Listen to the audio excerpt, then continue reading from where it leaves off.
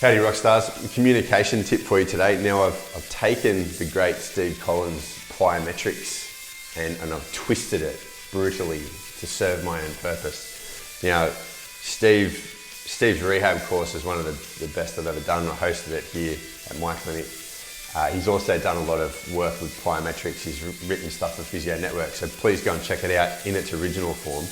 However, what I've done is I've twisted it into communication. Now, one of the cues Steve gives in terms of plyometrics is when you're hitting the ground, you've got three options. You can meet the force, so you can equalize it. So the ground reaction force will come into you and you can meet it. You can absorb it, or you can attack it.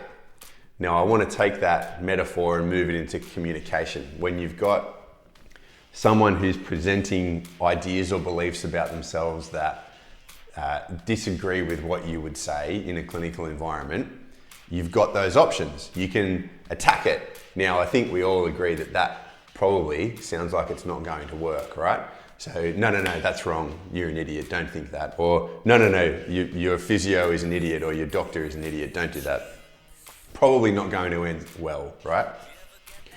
Now, the other two options are meet it and absorb it. Now, when you're hearing these stories and you're talking with people a lot, the more you absorb is going to have an effect on you. So if we're talking about clinician burnout and an inability to tolerate what we do over a long period of time, one of the reasons for that is that with empathy, which we use a lot, people get the wrong end of the stick and feel that they have to make these problems their own. So they absorb too much of the person's story, absorb too much of their beliefs and worldviews, and it has an effect on us. Think of all the different people you see in a week and all the different ways that they disagree with you about the world and how things are, and all the things that they tell you about pain and injury and how much that sucks.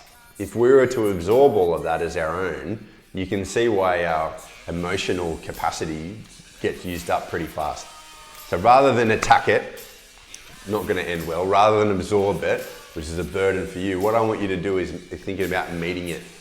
So you're not ignoring it. Someone brings something up, a difficult topic, or they have a belief that you find challenging personally. I want you to talk about it, acknowledge it. So you're meeting it, you're equalizing what's coming from them, but you're not allowing it to seep into yourself. You're using it as a cognitive exercise, or tactical empathy is another word that I've stolen. And you're thinking about this person and their situation and how you can best help them right now. That doesn't mean you have to take on their beliefs, their problems, anything like that. Your job is to try and use what you are good at to try and help this person at that point in time move towards their goals and recovery.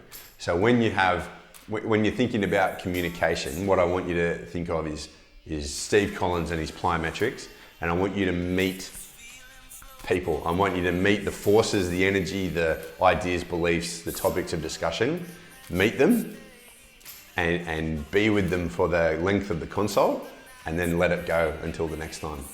So this is still doing a fantastic job and being a very caring, empathetic health professional, but it's not absorbing it into you and your life for the next person and the next person, or for when you go home.